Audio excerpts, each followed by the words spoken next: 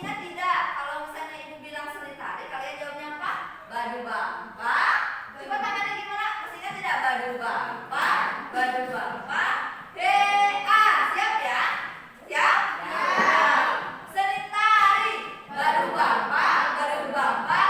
Hea. Coba berdiri biar makin semangat kalian ya. Coba berdiri. Berdiri ya. Siap ya. Siap ya. Biar kalian makin semangat nih, karena ini kan sudah siap. Biasanya kalian sudah ada yang mengantuk dan lain sebagainya ya. Siap. Seni tari, badu bampak, badu bampak. Hea. Lagi keras suaranya kurang keras ya. Sekali lagi seni tari, badu bampak, badu bampak. Hea. Terima kasih, tepuk tangan untuk kalian. Nah, anak, hari ini kita akan membuat kesepakatan kelas ya. Jadi sebelum kita memulai pembelajaran, sebelum ibu menyampaikan materi, kita harus menyepakati dulu ya. Kita akan membuat kesepakatan kelas yang disepakati oleh bersama, yang disepakati oleh bersama ya. Jadi kalian, ibu mau bertanya, kalian menginginkan suasana kelas atau suasana belajar yang seperti apa sih? Yang tidak berisi, terus yang seperti apa?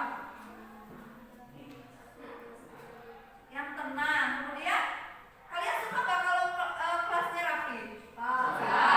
Berarti kalian harus menjaga apa? Kerapihan ya, kebersihan juga. Terus apa lagi kalian menginginkan dalam pembelajaran itu, kalian menginginkan seperti apa? Ada lagi? Keinginan kalian? Tadi pengennya kalian itu tidak bersih, pengennya bersih. Terus apa lagi? Keinginan kalian, sampaikan saja, silakan. Nah, sekarang ibu akan kasih kertas ini. Silakan kalian tuliskan keinginan kalian, beberapa keinginan kalian. Dalam pembelajaran ibu, kalian menginginkan suasana belajar yang seperti apa ya? Apakah misalnya harus selalu ada, harus selalu tepat waktu, misalnya seperti itu contohnya ya, atau mengerjakan tugas tepat waktu, pengen suasana, contohnya ya ini.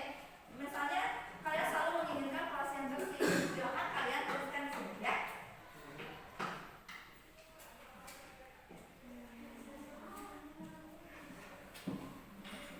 Silakan kalian ungkapkan keinginan kalian.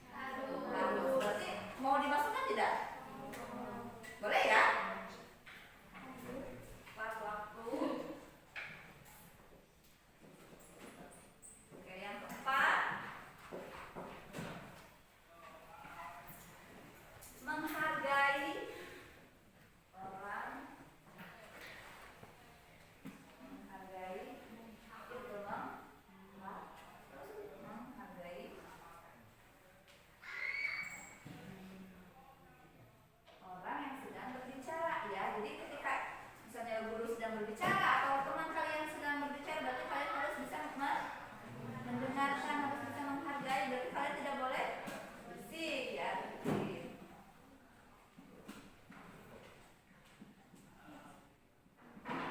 Yang kelima,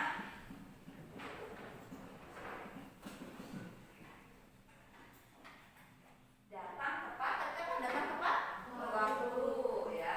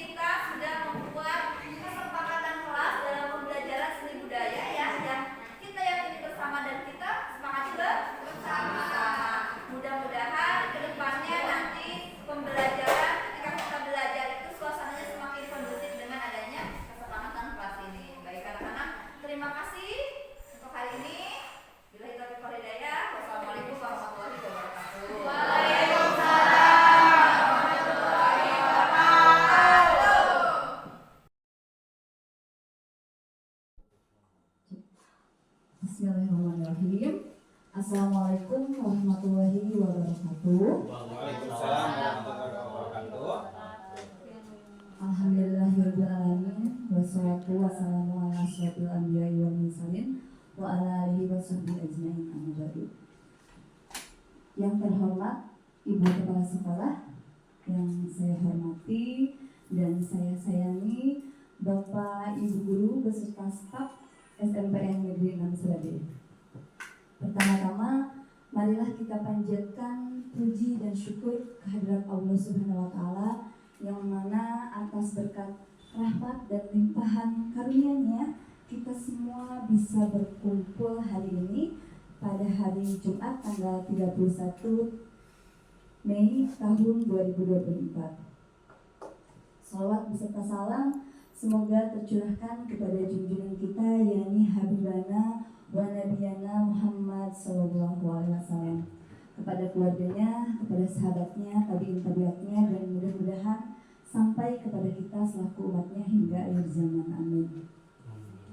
Bapak Ibu yang saya hormati, sebelumnya saya mengucapkan terima kasih yang sebesar-besarnya kepada Bapak Ibu, karena hari ini yang seharusnya Bapak Ibu sudah berada di rumah, ya Bapak Ibu sudah berkumpul dengan keluarga, sudah beristirahat, tapi Bapak Ibu hari ini bisa menyempatkan waktu untuk menghadiri acara diseminasi budaya positif, ya. Bapak Ibu, acara ini sebetulnya adalah salah satu tugas dari program guru penggerak di modul 1.4, karena saya di sini adalah calon guru penggerak angkatan 10 Kabupaten Sukabumi. Baik Bapak Ibu, untuk mengefektifkan waktu kita mulai saja ya Bapak Ibu. Santai saja ya Bapak Ibu ya. Iya. Ya. Nah Bapak Ibu, sebelum dimulai, di sini ada pertanyaan dulu ya Bapak Ibu. Nah, apakah Bapak Ibu setuju bila yang pertama ya, pemberian hukuman dapat mendisiplinkan siswa? Setuju tidak Bapak Ibu? Pemberian hukuman dapat mendisiplinkan siswa. Setuju tidak? Setuju. Oke, setuju. Kemudian, apakah Bapak Ibu setuju bila pemberian hadiah dapat meningkatkan prestasi siswa? Setuju tidak Bapak Ibu? Sangat setuju. Sangat setuju. Oke. Yang ketiga, apakah Bapak Ibu setuju bila guru harus mampu memberikan solusi untuk setiap siswa yang bermasalah? Setuju tidak Bapak Ibu? Setuju. Setuju. Oke, yang terakhir, apakah Bapak Ibu setuju guru berperan sebagai teman bagi siswa? Setuju tidak Bapak Ibu? Setuju. Setuju. Baik Bapak Ibu, dari jawaban-jawaban yang sudah Bapak Ibu berikan, saya berharap ketika nanti Bapak Ibu mengikuti diseminasi ini, kita akan menemukan jawaban-jawaban yang paling tepat ya Bapak Ibu. Mudah-mudahan nanti akan terjawab jawaban-jawaban yang paling tepat, dan nanti setelah Bapak Ibu mengikuti diseminasi ini, mudah-mudahan menambah wawasan ya, menambah wawasan untuk kita semua, dan bisa kita terapkan di sekolah tercinta kita ini mengenai budaya positif ini. Baik, lanjut ya Bapak Ibu. Nah, yang akan saya sampaikan mengenai positif mindset ya, atau pikiran positif di sini. Apa itu budaya positif ya? Budaya positif ini perwujudan dari nilai-nilai atau keyakinan universal yang diterapkan di sekolah. Nah, kira-kira Bapak Ibu, nilai-nilai ini yang diterapkan di sekolah itu nilai-nilai yang baik atau kurang baik ya Bapak Ibu? Nilai ya? Baik. Betul sekali, nilai yang baik. Contohnya kira-kira apa ya Bapak Ibu nilai-nilai baik itu? Misalnya disiplin ya Bapak Ibu, terus apa lagi? Jujur ya. Nah, nilai-nilai tersebut nanti akan kita terapkan dalam budaya positif ini. Baik, lanjut ya Bapak Ibu. Mudah-mudahan Bapak Ibu tidak mengantuk ya. Semangat ya untuk mengikuti diseminasi ini ya. Diminum dulu aja Ibu, nggak apa-apa ya. Biar Bapak Ibu segar gitu, fresh ya. Nah, di sini lanjut ya ke konsep-konsep inti untuk menciptakan budaya positif ya. Yang pertama ada disiplin positif dan kebijakan universal. Yang kedua ada motivasi, hukuman, dan penghargaan, restitusi. Yang ketiga ada keyakinan kelas. Yang keempat ada kebutuhan dasar manusia. Kemudian ada 5 posisi kontrol guru. Dan yang terakhir ada segitiga restitusi. Nah, dari keenam ini menurut Bapak Ibu kira-kira yang mana nih yang asik menurut Bapak Ibu? Yang menarik gitu, yang asik. Kira-kira yang mana nih? Yang motivasi. Yang mana Pak Den? Motivasi, hukuman, penghargaan, restitusi. Motivasi, hukuman, dan penghargaan restitusi. Nanti kita akan bahas bersama ya. Nanti saya kesempatan. Nah, Ya. lanjut ya Bapak Ibu. Nah, di sini ada disiplin positif dan kebijakan universal. Sekarang kita akan bermain game terlebih dahulu ya Bapak Ibu. Di sini main gamesnya kepalkan tangan. Cobalah buka ya.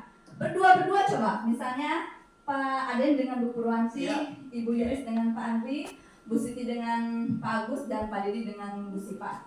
Tugasnya satu orang mengepalkan tangan. Satu orang silakan disepakati mau siapa yang mengepalkan tangan, siapa yang mau menjadi perayu. Jadi begini Bapak Ibu, tugasnya tugasnya mengepalkan tangan, anggap dalam kepalan tangan ini adalah sesuatu yang sangat berharga dalam diri Bapak Ibu. Sesuatu yang sangat berharga yang sudah lama Bapak Ibu inginkan, Bapak Ibu impikan ya. Jadi bagaimana Bapak Ibu mempertahankan harga diri misalnya ya. Nah, tugas yang satunya silakan Bapak Ibu rayu, bujuk ya. Boleh dengan rayuan, boleh memaksa misalnya. Bapak Ibu juga bisa juga misalnya merayunya dengan uang atau misalnya nanti aku traktir juga boleh ya. Siap ya Bapak Ibu? 2 menit silakan Bapak Ibu untuk berdiskusi. Siapa yang mau jadi pengepal, siapa yang mau jadi perayu? Silakan Bapak Ibu.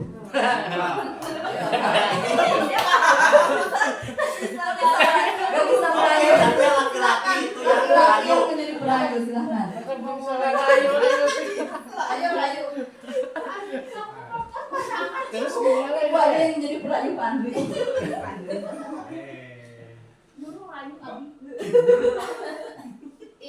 Sudah Bapak Ibu? Sudah dirayu ya. Hei, aku punya EXO. mau nggak? Jadi siapa yang jadi perayunya? Bagus, oke. Silakan dirayu Bu Sitinya. Menggelitik tuh, menggelitik. Kritik juga boleh. Melakukan kegiatan. Iya. Menggoda, menggelitik, menawari dengan uang, menghardik, membujuk ya. Mengintimidasi juga boleh ya. Hei, buka. Lakukan 1, 2, 3. Itu ada sesuatu. Aku punya Itu punya katanya EXO. Mau nggak? Kalau mau, buka dong kepalan tangan. ini ada ini coba dibuka nanti ada untuk prediksi ramalan ya atau ini ada kayak lihat Batu karayu itu karayu. Andri itu ada ya kan ini seperti saya ini tandanya akan sukses gimana ya ini ibu ya Berarti itu bisa karayu ya tapi ya. Coba. ini ada sesuatu di sini yang dilihat tuh Saya ramal gimana apakah gimana bentuknya baik atau Ayo Pak, coba memang dirayu. kurang baik? Karayu pulang ada. bisa nanti sukses ke depannya coba dilihat ya Lagi bisa karayu. katanya mau begini bentuknya ini akan sukses akan kaya mah coba lihat ya ibu ini orang yang bermawar bayu gimana Buka dulu tanganmu.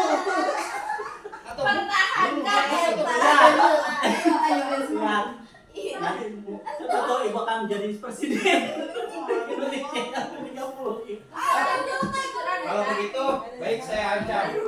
Apakah kau mau membuka tanganmu Enggak boleh. atau kau tidak bisa lagi pulang rumah? Enggak boleh lah. di sana ada foto Pak Rayuan itu sudah Enggak diiming-imingi boleh apalagi dan sudah diberikan harapan dan juga diberikan ancaman. Ternyata saya tidak mau. boleh. Terus ini HP-nya check out Shopee semua. Bisa ini siapkan Shopee-nya Ibu Purwanti nanti Jadi di Shopee ya enggak boleh. Sudah Sudah Bapak Ibu? Udah. Bagaimana? Ada yang berhasil? Berhasil sekali. Coba Bu Sipa sini, Bu Sipa ke depan. Tadi Ustaz. Ayo Bu Sipa.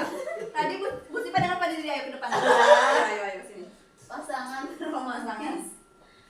Tadi siapa Yang yang gitu tadi dikira teh apa? Tadi siapa yang tugasnya mengepalkan tangan? ada di Pak Dedi. Berhasil tidak dirayu oleh Bu Sipa? kamera. Berhasil sekali coba tapi beliau belum mengerti. Saya Kan belum mulai, belum mulai. belum mulai. Dua kali nggak berhasil. Coba dengan uang 14.000 nggak berhasil. Extra juga nggak berhasil. Pak Dedi, coba alasannya kenapa Pak Dedi sampai tidak memberikan kepalan tangan Pak Dedi ke Bu Sipa, kenapa? Tipe iya sana itu. Ya karena nggak seimbang dengan apa yang diberikan. Ke Pak Dedi dan Bu Sipa, terima kasih banyak, silahkan dulu kembali. Ada yang ingin ke depan ini? Ada yang berhasil tidak? Tidak. Tidak ada, berarti Bapak Ibu sangat mempertahankan apa yang sesuatu yang Bapak Ibu inginkan, Bapak Ibu harapkan sesuatu yang sangat berharga. Berarti Bapak Ibu bisa mempertahankan itu. Nah, Bapak Ibu di sini ketika kita mengepalkan tangan atau membuka tangan kita, berarti itu yang mengontrolnya itu siapa? Yang mengontrolnya Diri sendiri. diri kita sendiri, bukan orang lain ya Bapak Ibu. Baik, lanjut ya Bapak Ibu. Bagaimana, seru tidak gamesnya? Seru. Terima kasih banyak ya Bapak Ibu. Oke, lanjut ya. Dari permainan tadi di sini ada pergeseran paradigma teori kontrol ya menurut Dr. William Deser di sini ya.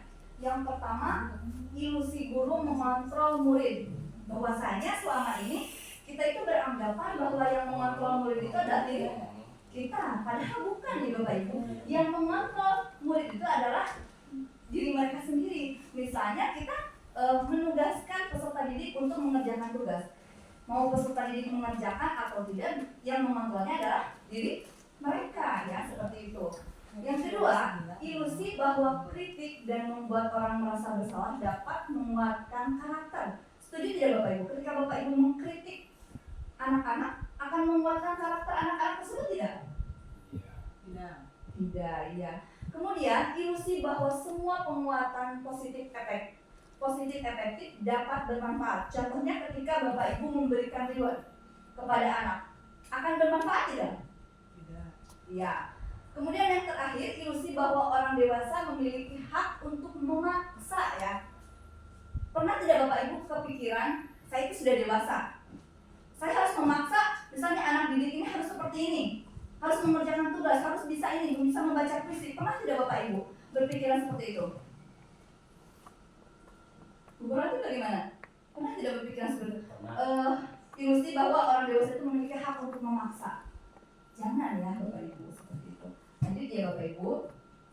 Di sini bagaimana seseorang bisa berubah dari paradigma stimulus respon kepada pendekatan teori kontrol. Di sini dalam stimulus respon ini realitas kebutuhan kita sama. Padahal dalam teori kontrol ya, realitas kebutuhan kita itu berbeda ya Bapak Ibu. Setiap orang itu pasti berbeda kebutuhannya. Kemudian semua orang melihat hal yang sama. Padahal dalam teori kontrol setiap orang memiliki gambaran yang berbeda ya Bapak Ibu.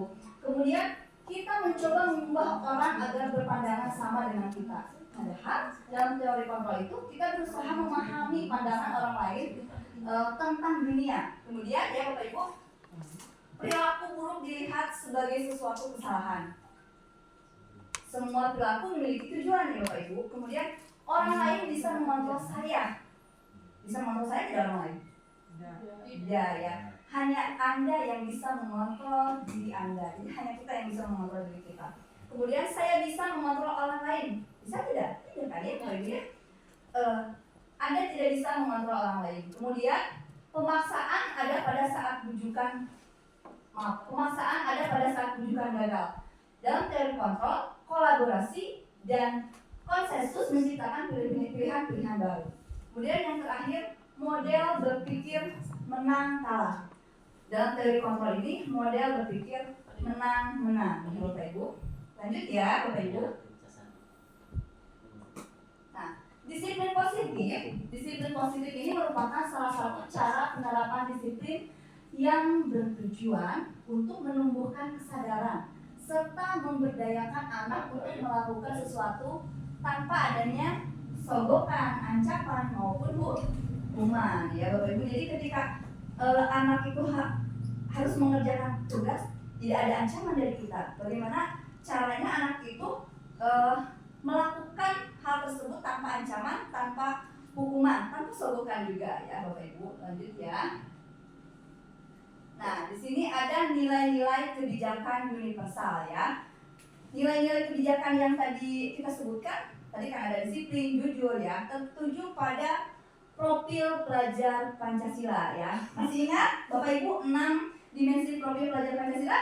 Masih. 1, beriman dan bertakwa pada Tuhan yang Maha Esa. Kemudian berkebinekaan global. Kemudian bergotong royong, kreatif, bernalar kritis, dan mandiri ya. Harus selalu diingat ya. Nanti kalau misalnya lupa, kalau lupa itu selalu dinyanyikan.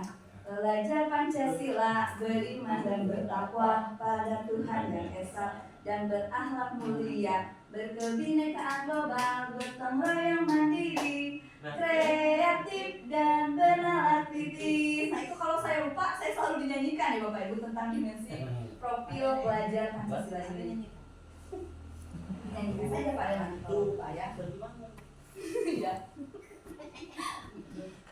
Dilanjut ya Bapak Ibu, sekarang ke motivasi, hukuman, penghargaan, dan restitusi ya. Tadi ini yang menarik kata Pak Aden ya. Nah, di sini ada teori motivasi. Nah, sebagai seorang guru, saat Anda hadir mengajar di kelas tepat waktu, motivasi apakah yang mendasari tindakan Bapak dan Ibu?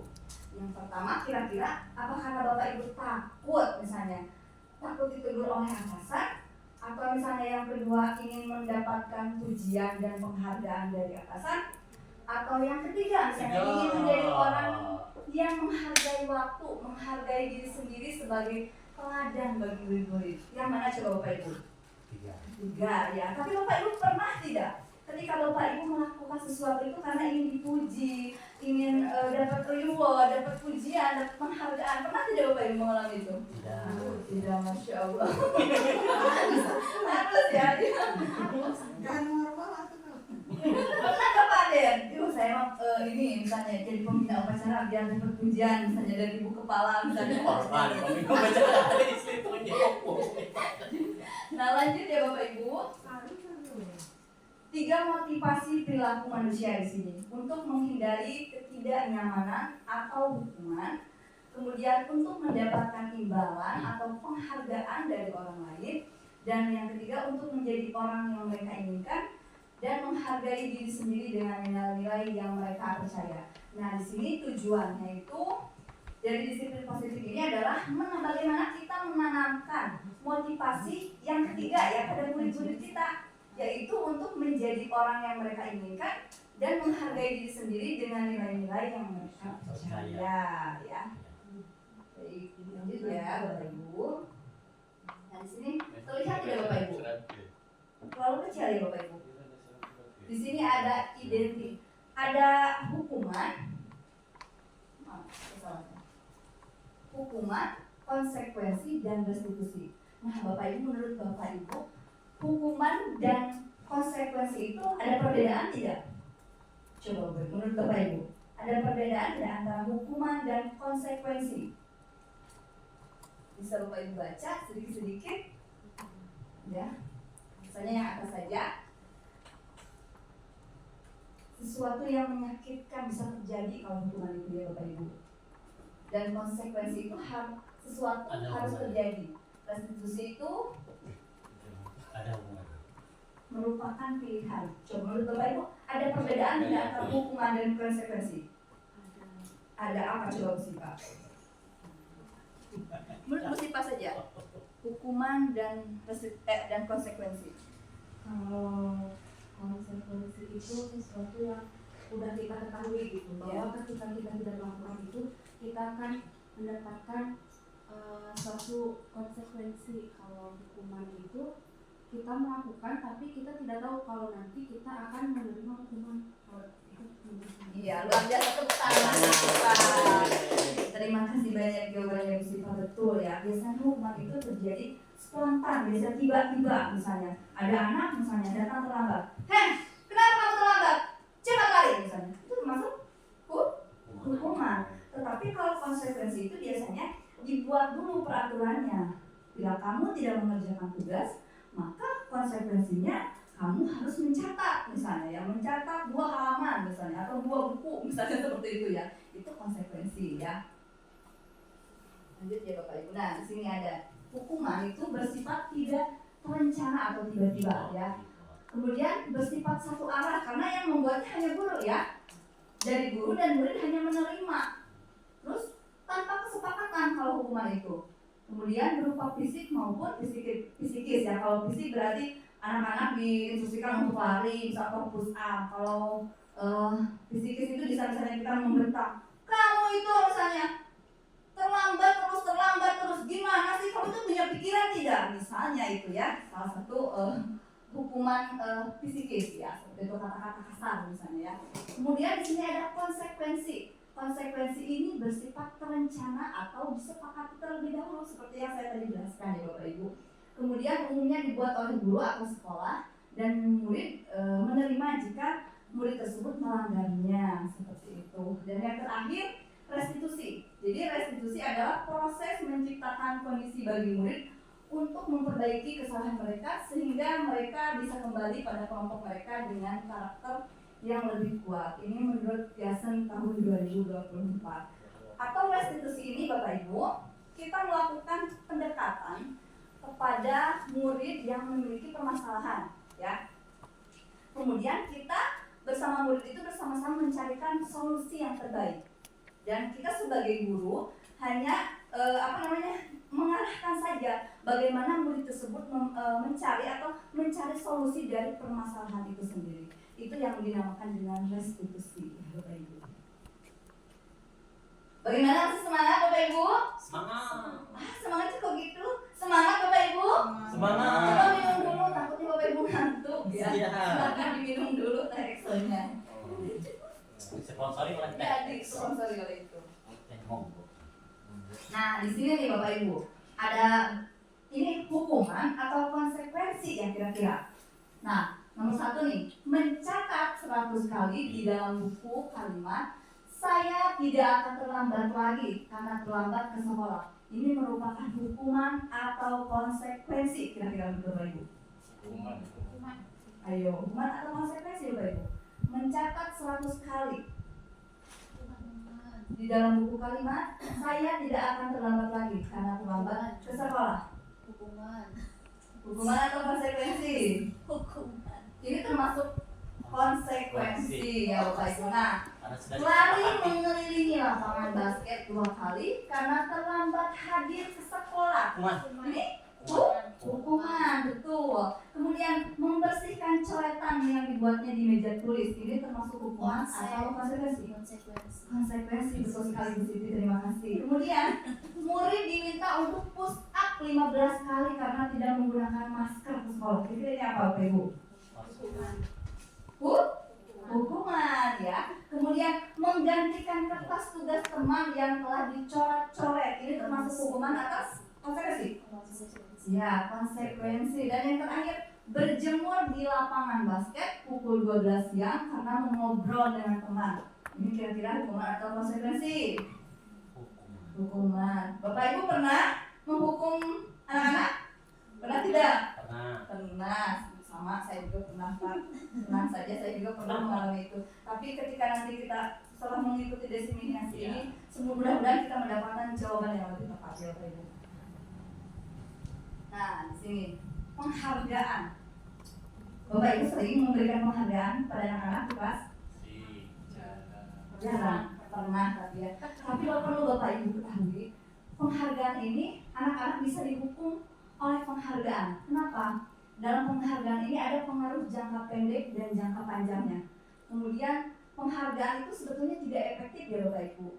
Penghargaan akan merusak hubungan, betul tidak? akan merusak hubungan.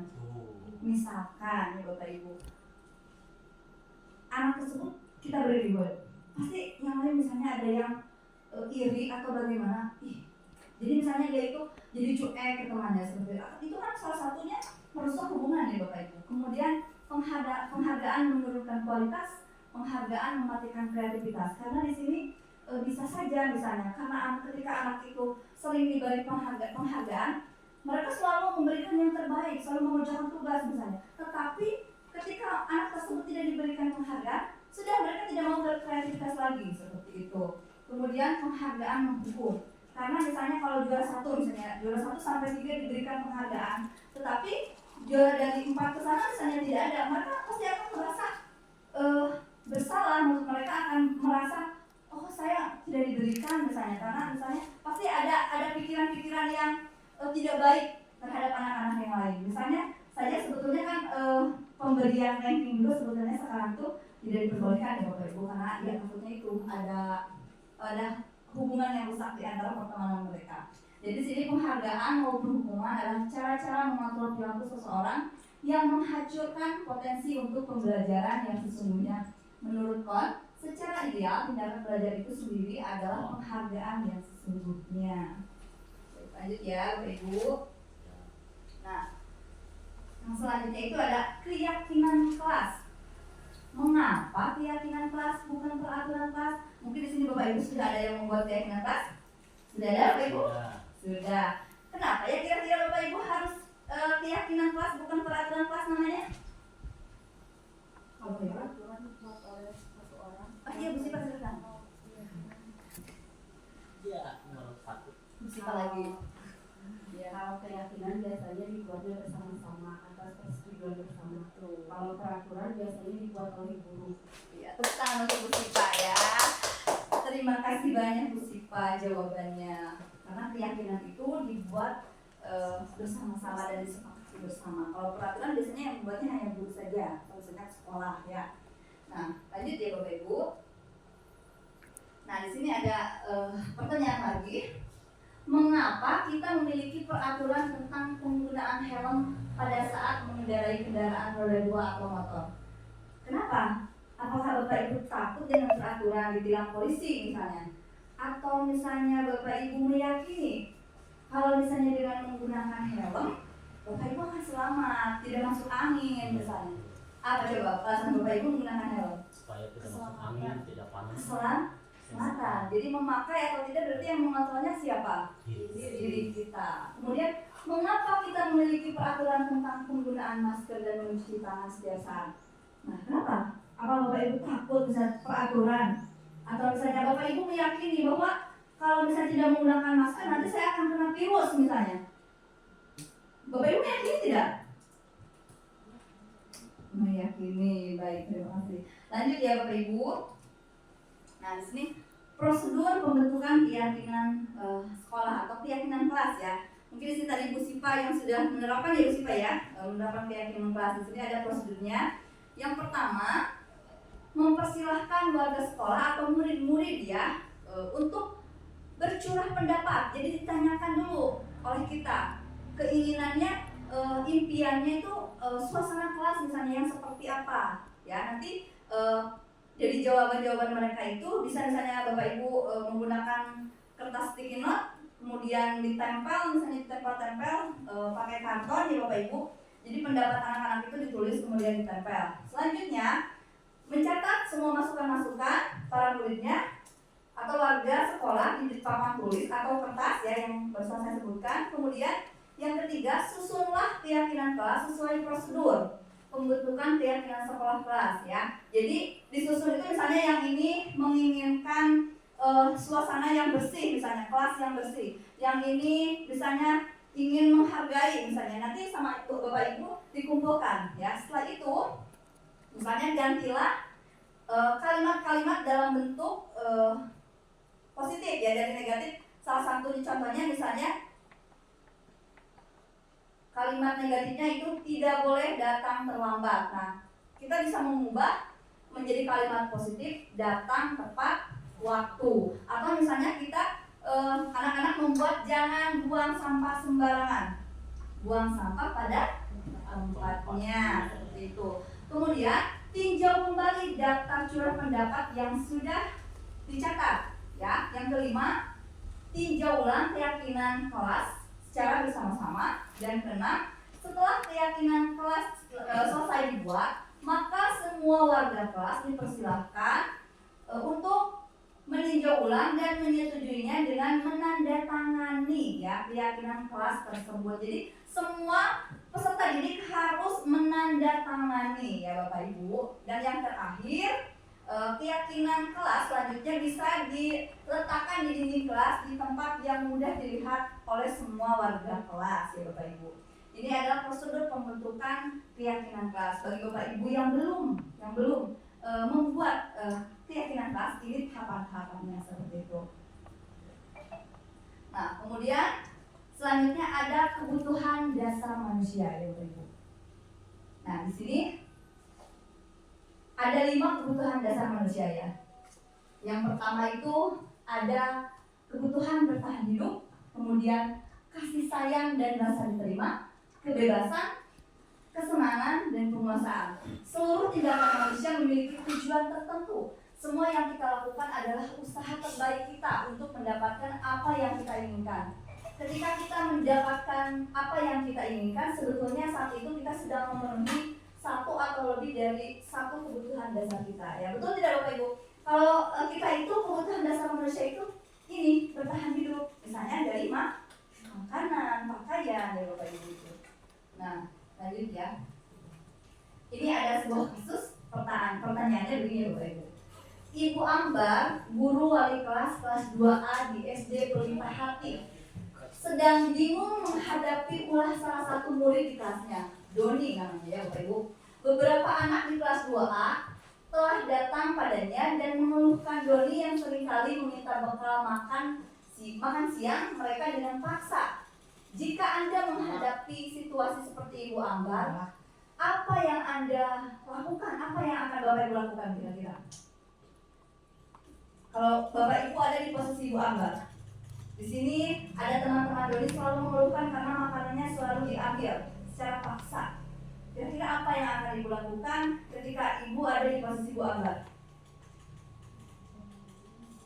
Memanggilnya tidak Bapak Ibu? Iya, memanggilnya.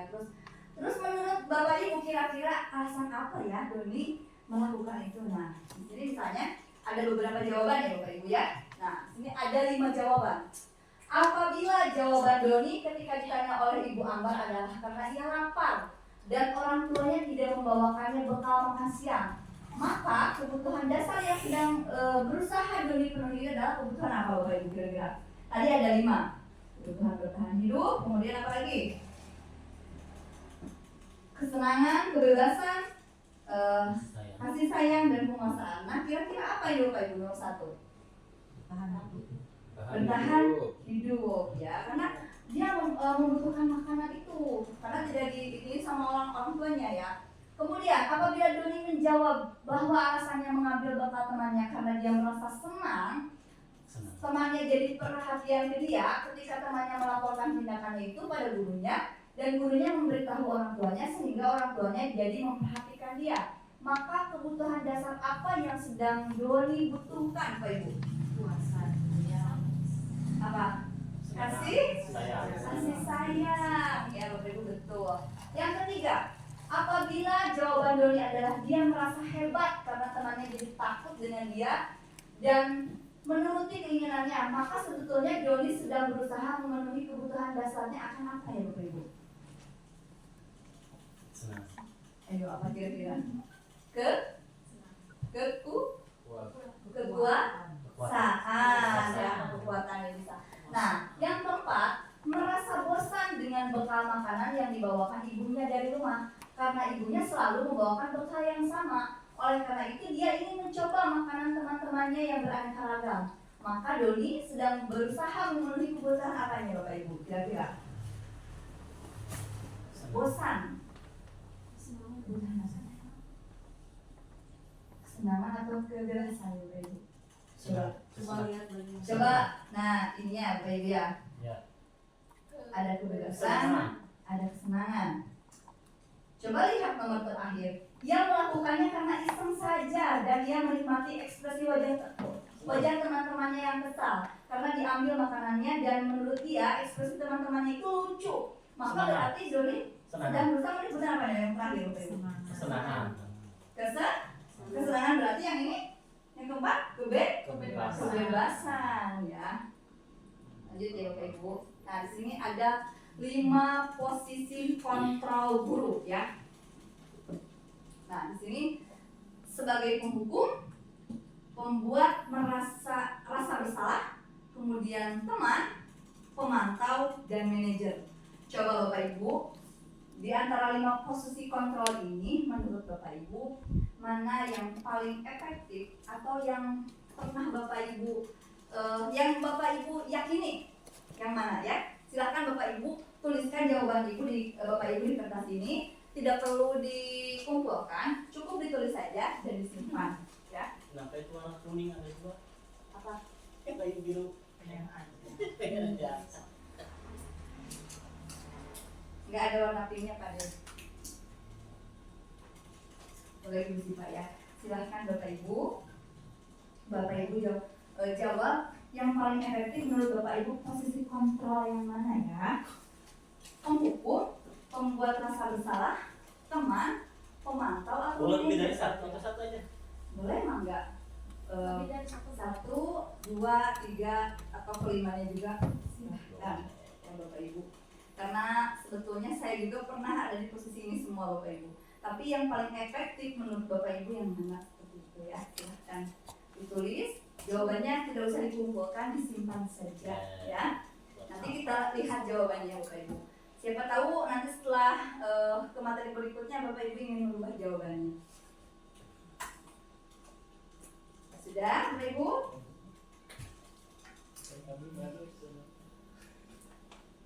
Sudah? Oke, lanjut ya. Nah, di sini ada contoh videonya ya Bapak Ibu. Sebentar mungkin ini loading.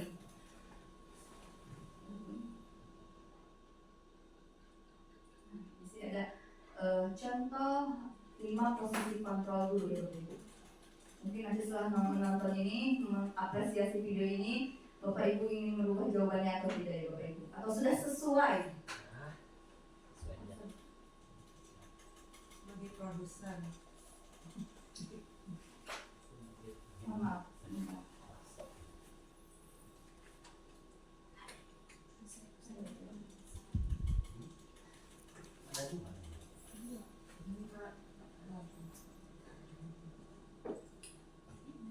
Bahagia ibu dan bapak guru Bapak hebat. Ibu silakan Dalam apresiasi penerapan videonya. disiplin positif restitusi, salah satu program yang dikembangkan adalah 5 posisi kontrol.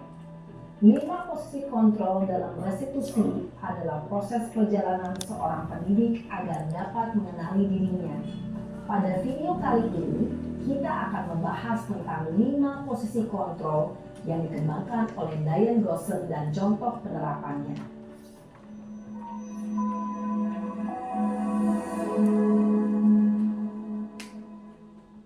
5 posisi kontrol itu adalah 1. Posisi penghukum. 2. Posisi pembuat merasa bersalah. 3. Posisi teman. 4. Posisi pemantau atau monitor. Dan 5. Posisi manajer. Untuk lebih memahami kelima posisi tersebut, mari kita saksikan kasus Naren yang terlambat hadir 20 menit di sekolah dan melihat bagaimana kelima posisi kontrol dalam menghadapi masalah tersebut.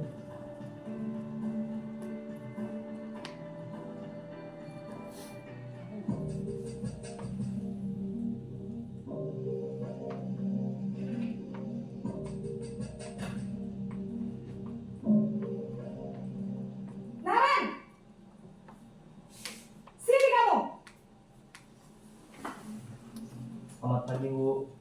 Selalu terlambat. Kamu deh, pasti terlambat. Maaf Bu, saya Apa? Apa coba? Alasan kamu apa lagi? Kapan sih kamu tidak terlambat? Malas sekali ya kamu jadi anak. saya Dasar pemalas.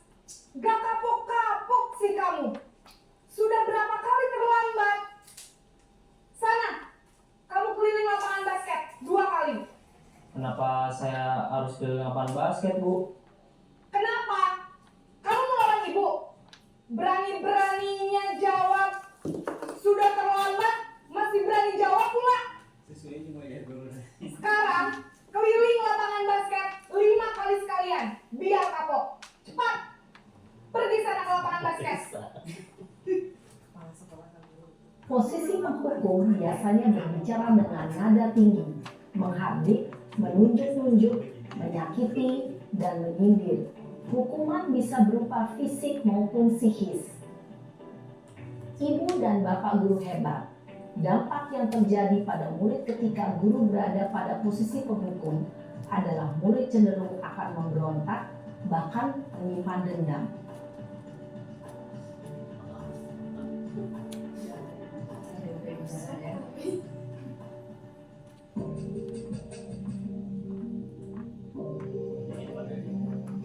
Nah, ini posisinya. Naren!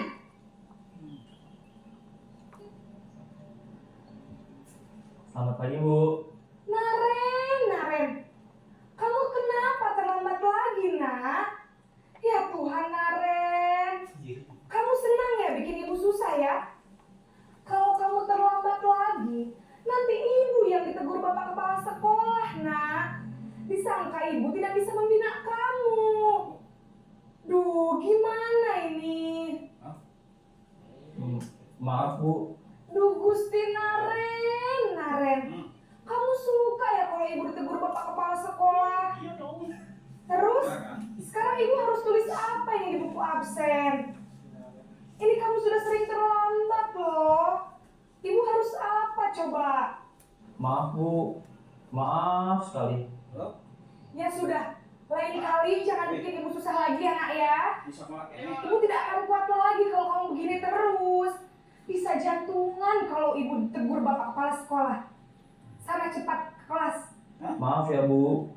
Maaf sekali. Posisi pembuat rasa bersalah berbicara dengan nada tenang, cenderung lembut. Namun kata-kata yang diutarakan membuat murid merasa menjadi orang yang gagal. Memandang buruk dirinya sendiri, merasa tidak berharga, dan tidak sanggup membahagiakan orang lain. Ketika guru mengambil posisi pembuat rasa bersalah, murid akan menganggap dirinya yang bersalah dan ia akan menyimpan emosi negatif tersebut di dalam dirinya.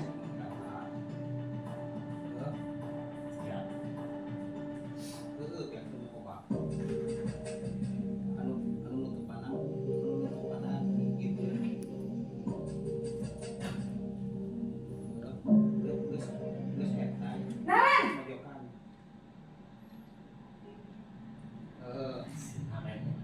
Selamat pagi, Bu. Wah, sudah jam berapa ini, nak? Terlambat lagi ya, sayang. Iya, Bu. Habis ibu saya lupa bangunkan saya, Bu. Kamu malah menyalahkan ibu kamu. Kamu bukannya anak yang larinya paling kencang. Kok terlambat sih? Iya, Bu. Saya memang terlambat bangun tadi. Jadi, biarpun saya lari kencang, tetap gak kekejar, Bu. Ya sudah sana. Nanti lain kali larinya lebih kencang lagi ya. Biar gak terlambat lagi. Bikin seneng ibu. Demi ibu. Bisa kan? Bisa lah, Bu. Ya sudah sana masuk kelas. Ibu beresin urusan absen kamu. Kamu ini ada-ada saja. Dalam posisi teman, guru berbicara dengan nada suara ramah, akrab, cenderung bersenda gurau untuk menjaga suasana tetap santai. Murid akan merasa senang, aman, dan akrab dengan guru. Identitas yang tercipta adalah identitas sukses atau berhasil. Namun, perlu diingat, karena ini masih dorongan eksternal, maka ada faktor ketergantungan dari murid kepada orang tertentu. Di sini, guru absennya, sehingga di lain waktu, murid bisa berperilaku baik, namun hanya kepada orang-orang tertentu saja.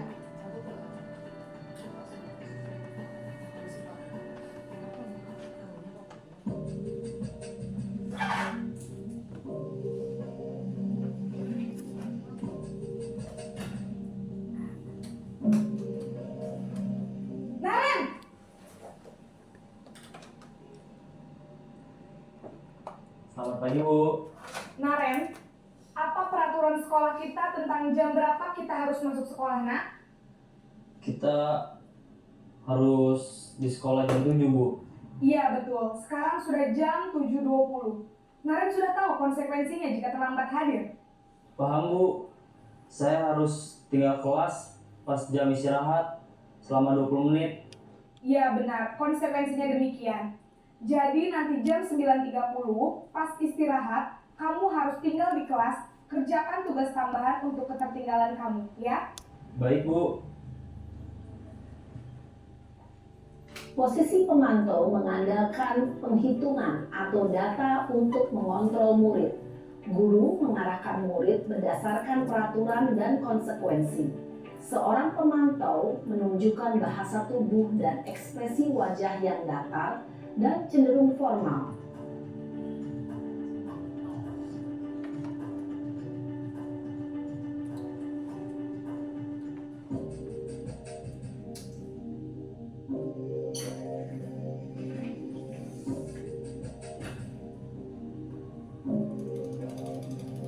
Naren!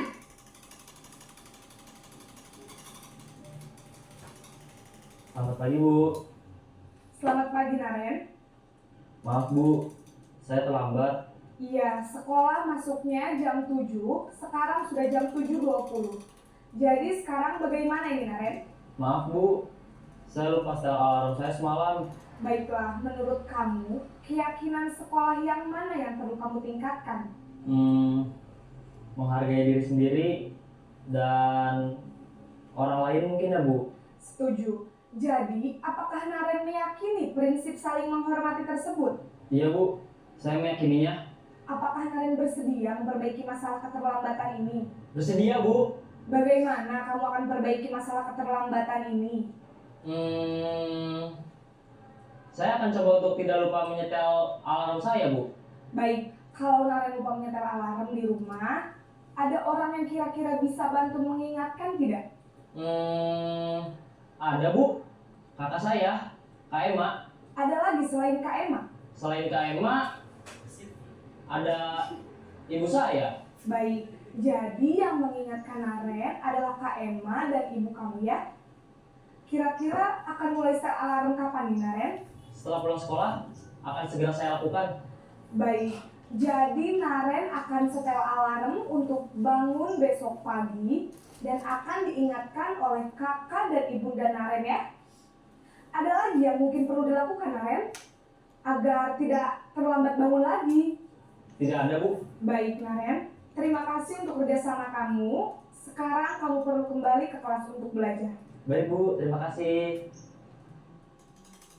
Posisi manajer adalah posisi kontrol yang disarankan untuk membimbing murid memiliki sikap disiplin yang positif, yaitu murid yang mandiri, bertanggung jawab, dan dapat memecahkan masalah. Tujuan dari posisi ini adalah agar murid dapat berefleksi atas tindakannya. Guru akan dengan tulus memberikan pertanyaan-pertanyaan bermakna, sehingga membuat murid dapat belajar dari kesalahannya dan mencari sebuah solusi untuk menyelesaikannya. Ibu dan Bapak guru hebat, setelah mengamati adegan kelima posisi kontrol tadi, kira-kira posisi mana yang paling ideal? Posisi mana yang dapat menunjang motivasi yang paling prinsip? ideal menurut Bapak dan Ibu dari kisah Naren tadi? Yang mana coba Bapak Ibu? Teman sama manajer. Yang paling efektif satu saja. Manajer. Manajer. Kalau diri Bapak Ibu tadi kan sudah menuliskan jawabannya. Kira-kira yang paling tepat menurut Bapak Ibu di diri Bapak Ibu posisi yang mana? Sudah tepatkah jawaban Bapak Ibu atau Bapak Ibu ingin mengganti atau merubah jawabannya Bapak Ibu? Tidak, sudah sesuai. Sudah sesuai. Saya belum buat. Sudah sesuai, wah hebat luar biasa ya Bapak Ibu. Tidak apa-apa, diterima saja, tidak perlu dikumpulkan ya Bapak Ibu. Lanjut ya Bapak Ibu, silahkan minum dulu kalau masih ada Bapak Ibu. Kalau tidak ada ambil lagi saja di sini masih ada aja. Takutnya ngantuk atau. Lanjut ya, ini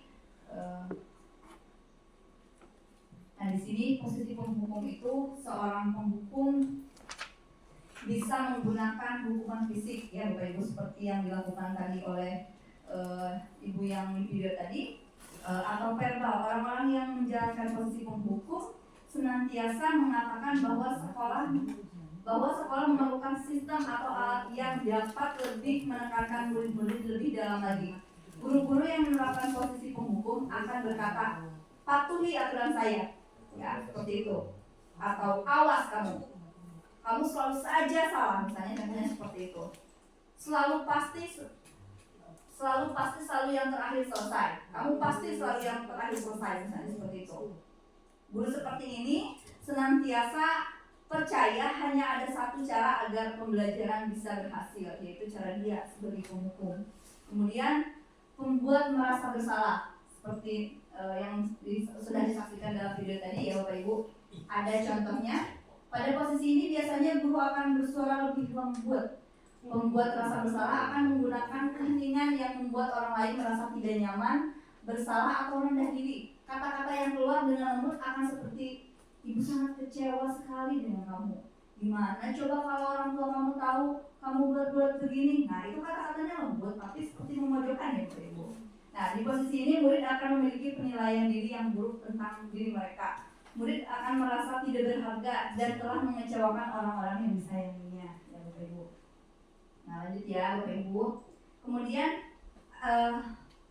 di posisi teman, guru di posisi teman menggunakan hubungan baik dan humor untuk mempengaruhi seseorang. Mereka akan berkata, ayo bantulah demi Bapak ya.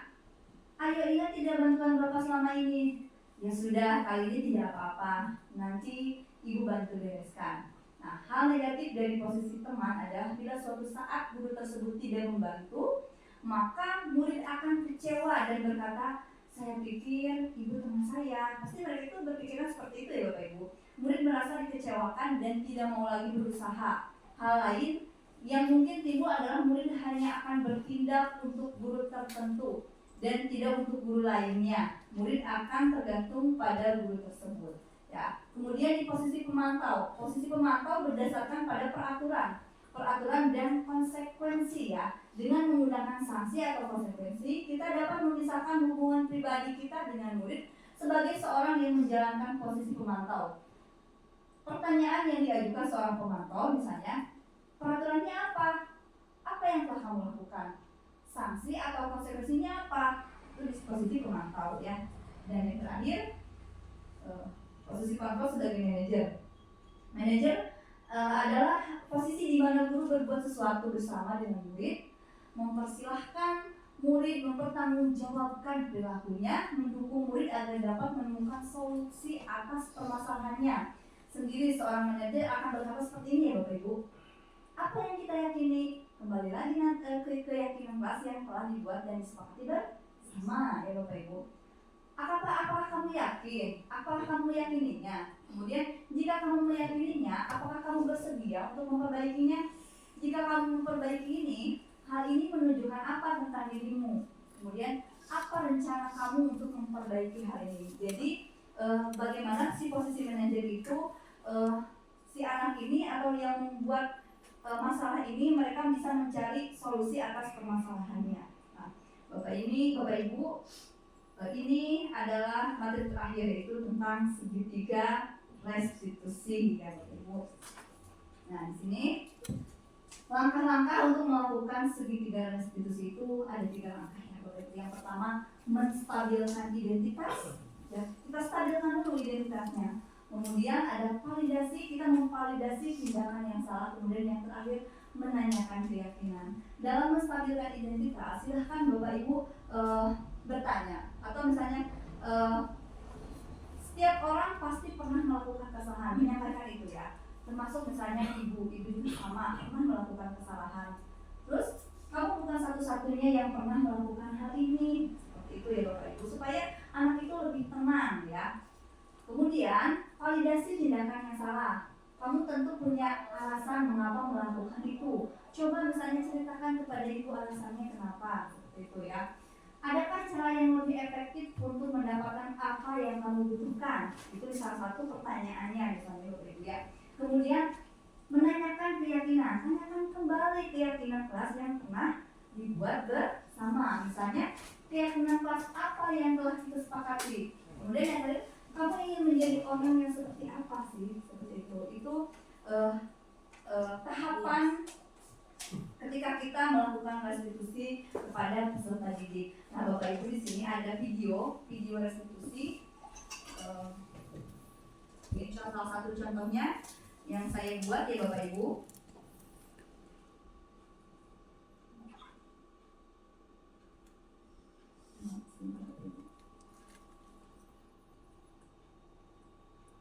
Nah, di sini ada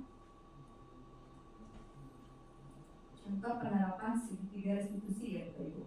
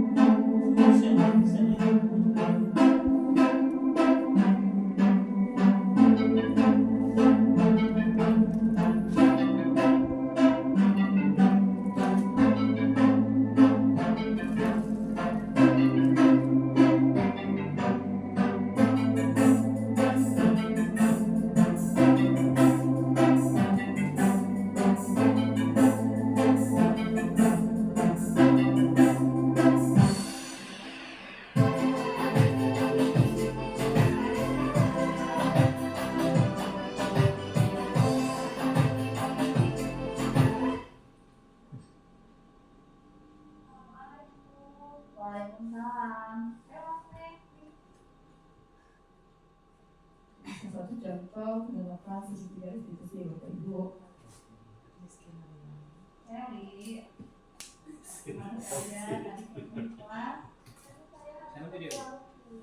video nanti tahu kan kesepakatan seperti apa?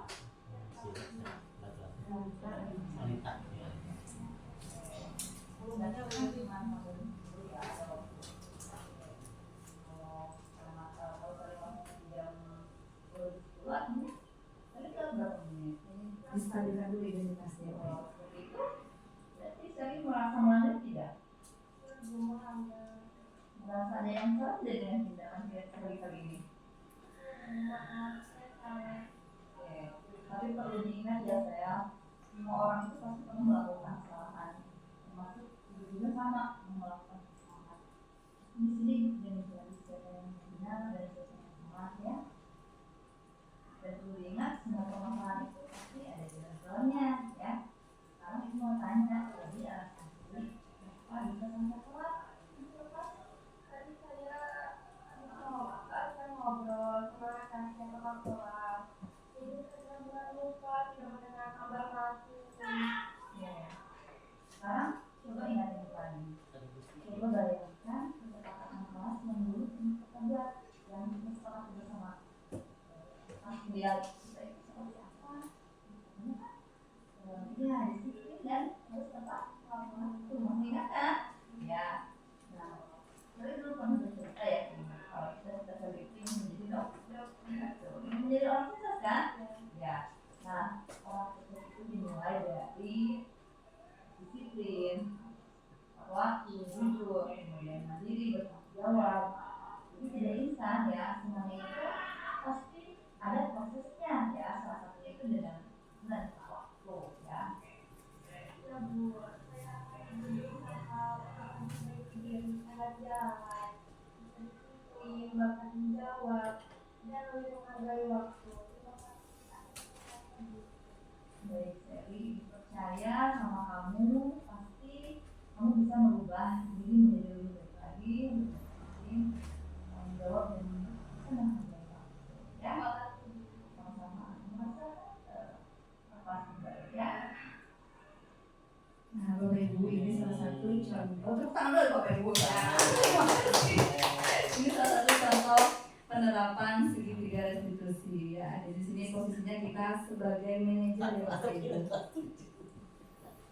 Nah, mudah-mudahan nanti dari pemaparan yang saya sampaikan mengenai segitiga restitusi, nanti ketika ada anak yang bermasalah, mudah-mudahan Bapak Ibu tidak memposisikan diri menjadi penghukum atau misalnya membuat merasa bersalah, tapi coba kita terapkan segitiga restitusi ini supaya anak-anak yang bermasalah mereka bisa mencari solusi dari permasalahannya ya Bapak Ibu. Gitu. Nah, Bapak Ibu. Nah, yang terakhir berarti. Nah, tapi sebelum saya akhiri, saya ingin kembali lagi ke pertanyaan yang awal ya Bapak Ibu. Ke pertanyaan yang pertama tadi Bapak Ibu. Ya, sebelum saya akhiri, saya ingin bertanya kembali. Nah, yang ini, apakah kan kita sudah Bapak Ibu sudah mendengarkan pemaparan yang saya sampaikan ya Bapak Ibu. Kira-kira jawabannya berubah tidak ya Bapak Ibu? Berubah. Apakah Bapak Ibu setuju bila pemberian hukuman dapat mendisiplinkan siswa? Setuju tidak? Tidak. Tidak ya Bapak Ibu. Berubah ya jawabannya Bapak Ibu. Kemudian pemberian hadiah dapat meningkatkan prestasi siswa? Tidak. Tidak ya. Guru harus mampu memberikan solusi untuk setiap siswa yang bermasalah. Iya. Guru atau peserta didik sendiri yang mencari masalah. Guru kan hanya membimbing. Iya. Coba Bapak Ibu, betul tidak? Guru harus mampu memberikan solusi untuk setiap siswa yang bermasalah. Yang mencari solusi itu guru atau peserta didik sendiri? Siswa sendiri? Peserta didik. Berarti jawabannya? Tidak ya. Kemudian yang terakhir, guru berperan sebagai teman bagi siswa. Setuju atau tidak Bapak Ibu? Tidak. Tidak ya. Terima kasih. Berarti jawabannya berubah ya Bapak Ibu. Nah, Bapak Ibu. Ya. Kembali lagi.